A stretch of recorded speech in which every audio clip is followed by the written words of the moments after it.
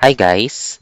For this video, ang pag-uusapan naman natin is all about unsymmetrical parabolic curves, no? From the name itself, ang ibig sabihin nitong parabolic curve na to class is hindi siya symmetrical. So, gusto niyang i-point out na yung distance from PC to PI, extend ko lang ito, no?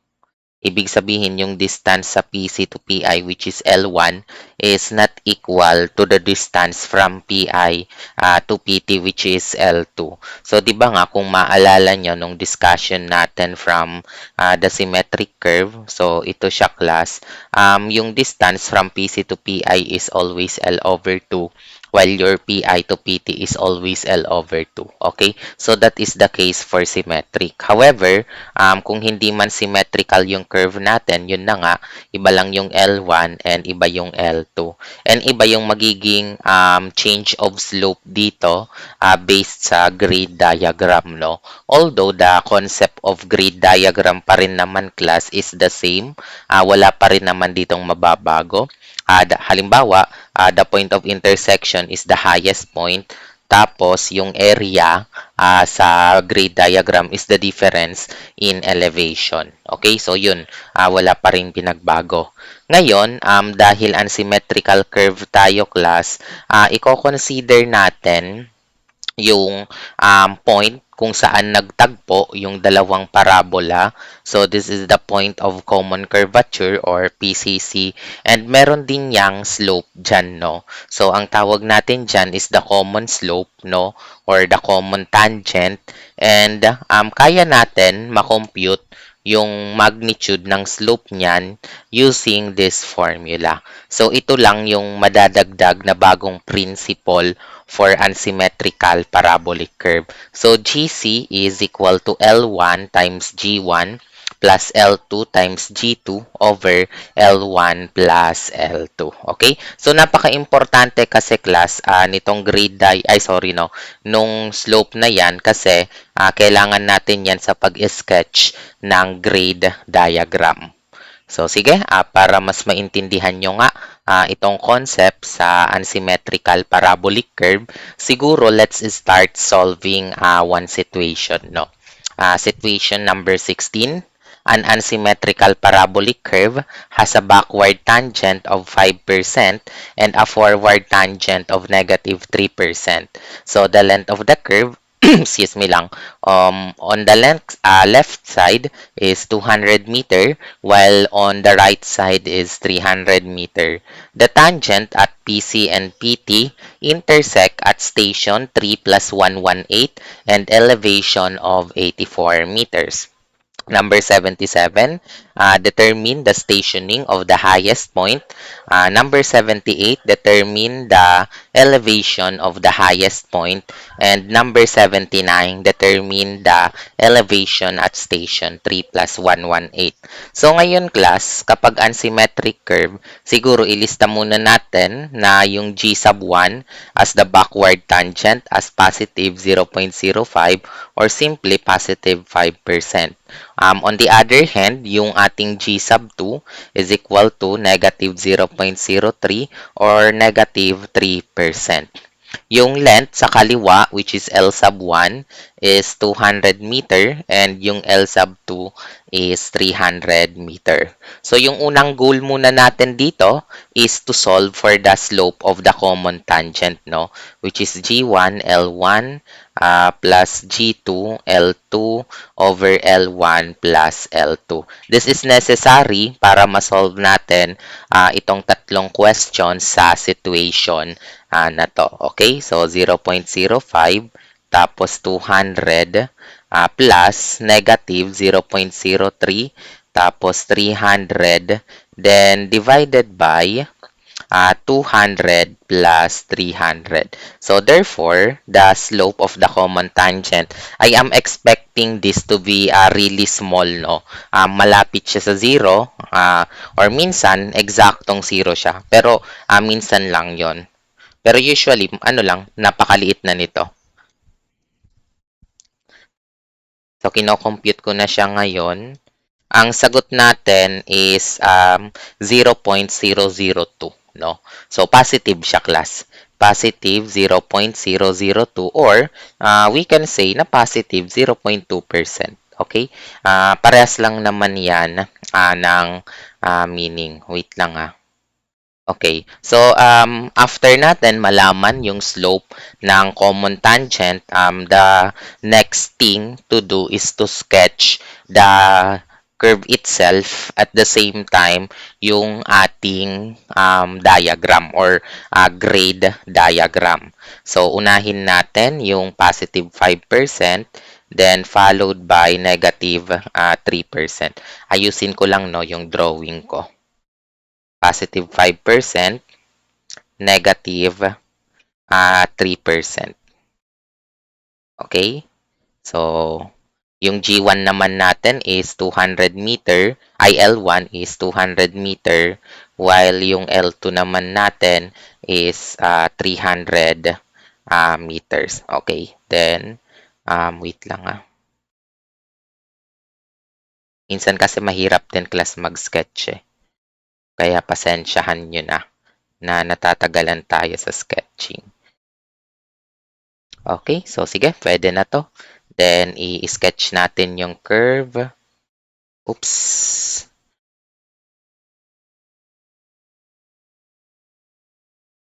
Done. Tapos, idamay na natin na syempre, dito yung PI natin class. Tapos, dito yung PC. Tapos, ito yung PT. Then, of course, ito yung PCC. I-sketch ko lang yung slope dito kasi napaka-importante nun. So, yung G1 natin, by the way, is positive 5%. Yung G2 natin is equal to negative 3%. And yung common tangent is 0.2% or 0.002. Then lastly, the lengths of the curve, yung L1 natin is equal sa 200 meter, while yung L2 natin ay equal sa 300 meters. Okay? So, ayan na siya, class. Yung PI natin, according to the problem, is nasa station 3 plus 118 siya and elevation 84. Okay? So, lagay natin station 3 plus 118, then elevation 84. Of course, importante din class na malaman din natin both the stationing and elevation of PC. Okay? Kasi nga 'di ba kung maalala nyo from the symmetrical parabolic curve, we always consider PC as the starting point. So it is necessary to determine both the stationing and the slope at this point, which is madali lang naman. Halimbawa, yung station ng PC natin is equal to station ng PI minus 200 meter or L1. So, that is station ng 3 plus 118 minus 200 meter. Ang sagot natin yan is, of course, 3118 minus 200. So, 2 station 2 plus 918. Okay, so that is the stationing at PC. Meanwhile, the elevation at PC is equal to 84 meters minus yung 200 meters, bababa siya by 5%, so 0.05. So, therefore, ang sagot natin dyan ay equal sa 84 minus 200 multiplied by 0.05.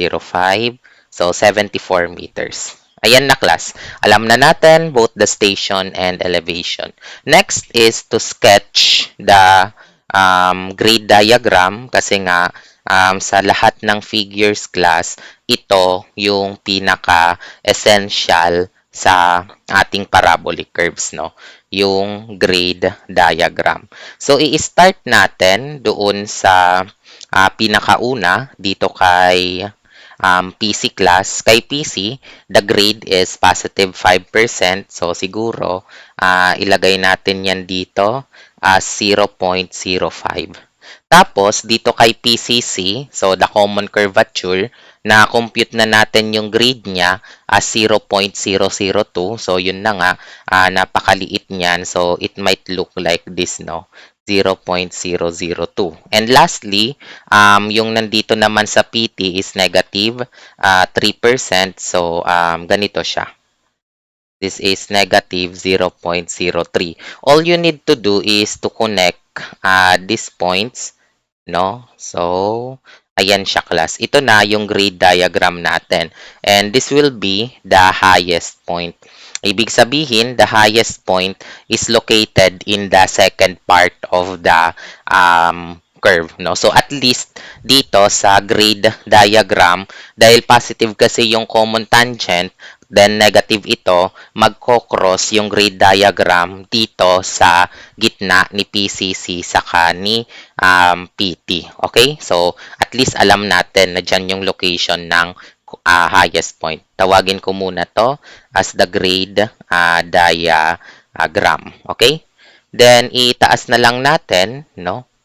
Para at least may visualization naman kahit paano, ito na yung highest point nga natin. So, sige. Erase ko lang to. Ilagay ko lang dito. Ngayon, unahin natin yung tanong. Ito pala, PCC. Pangit ng pagkasulat ko ng PCC, no? So, PCC, tapos PT. So, the first question, number 77, determine the stationing of the highest point. So, ang gagawin ko muna, class, is using ratio and proportion on the second part. So, tawagin ko lang tong X, and this is 300 minus X, di ba? So, using that, hahanapin ko, class, yung value ng X. So, madali lang yon, ratio and proportion lang yon. So, by ratio and proportion, ang mangyayari, X is to 0.002 is equal to 300 minus X over 0.03. So, we can conclude here na yung value ng X, bahala ka na lang nitong mag-solve, no? You can use shift solve or whatever method. Ako nag-shift solve na lang. So, the answer is 18.75 meter. So, ile-label ko na lang yon as 18.75. Tapos, yung 300 minus x naman, that will be 281.25, no? 281.25. So, next, dahil ang tanong, class, is the stationing at the highest point, ang gagawin mo lang doon is simply just try to add the length, no? Kasi magsisimula ka sa PC, syempre, pupunta ka doon sa highest point, which is, madali lang yon dahil alam ko naman na ito ay 200 meter based sa length ng first part of the curve. So, therefore, we can say na yung station ng ng highest point is equal to the station at PC, then plus 200 meter plus X, diba? Kasi dire-diretso, PC to the highest point tayo. So, here, na-obtain na natin yung stationing ng PC as 2 plus 918.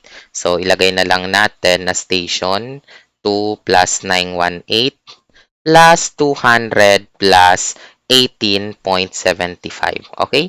And yung process lang naman yan is simply 2,918 plus 200 plus 18.75. So, that is 3 plus 136.75, no? 3 plus 136.75. So, that is the stationing of the highest point, letter D. Proceed tayo sa number 78, the elevation of the highest point. So, now, ang goal natin dito is hanapin yung area dito. This is a trapezoid, no? At the same time, yung maliit na triangle dito. So, yun yung goal natin sa number 78.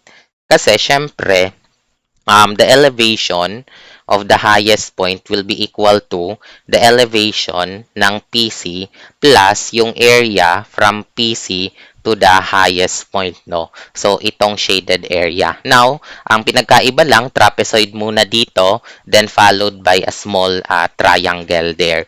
Pero hindi naman complicated, no?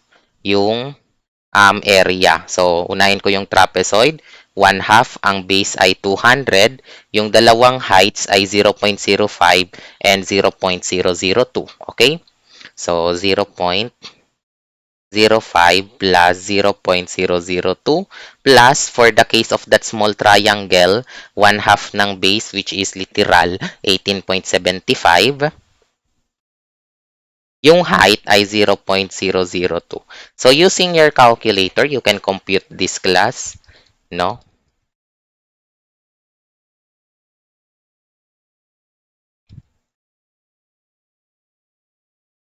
Ang sagot natin kapag kinompute ito is 5.21875, no? 5.21875 meters. So, therefore, we can say na yung elevation nga ng highest point is equal to, di ba, the elevation of PC is 74 plus 5.21875.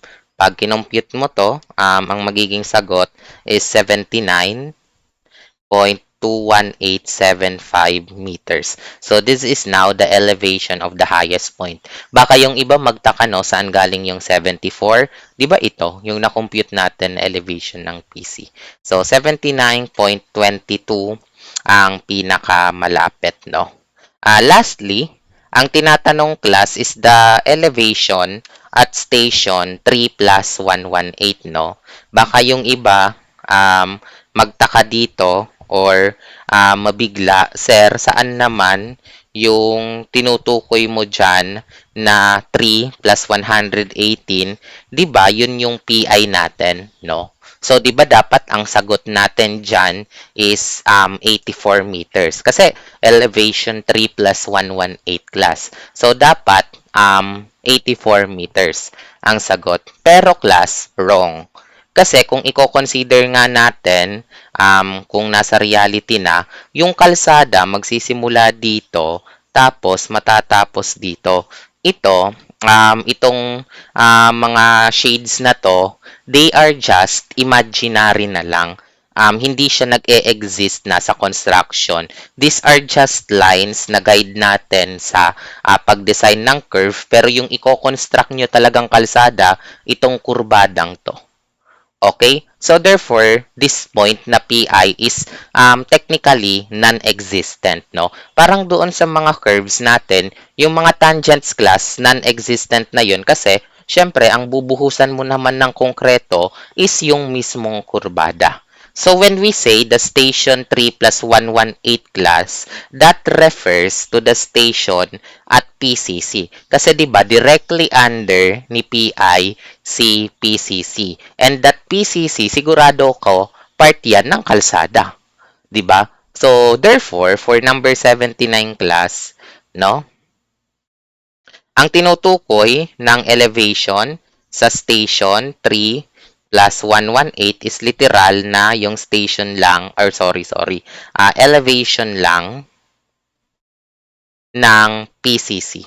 Which is, of course, pwede natin yan makompute using elevation ng PC plus again the area, this time from PC to PCC lang. No? Ang i-consider lang natin yan ngayon kung from PC to PCC is this trapezoid only. Ito lang na trapezoid na to class. Okay? So now, compute na tuloy natin yung area from PC to PCC, which is equal to 1/2. Yung base nun ay 200. Then, yung height ay 0.05 plus 0.002. Diba? I am referring lang only to this trapezoid, 0.05, then 0.002. So, pag kinompute mo yan, ang magiging sagot natin dyan, class, ay equal sa 5.2 meters lang. 5.2 meters. And therefore, we can conclude na yung elevation ng PCC is equal to 74 meter as the elevation of PC plus 5.2, and that is equal to 79.2 or 20 na lang meters. Okay? So this is now the elevation class of station 3 plus 118, or simply the elevation of PCC. 79.20 meters, no? So, napakasimple lang naman ng unsymmetrical parabolic curve. Ang nadagdag lang na formula is itong computation kay GC. Pero once na na-compute nyo na to, balik ka sa dating principle nga natin na grade diagram. Okay? So, I hope naging malinaw itong discussion natin regarding sa first part ng unsymmetric parabolic curve. So, thank you so much for listening, no, and watching, and ingat kayong lahat.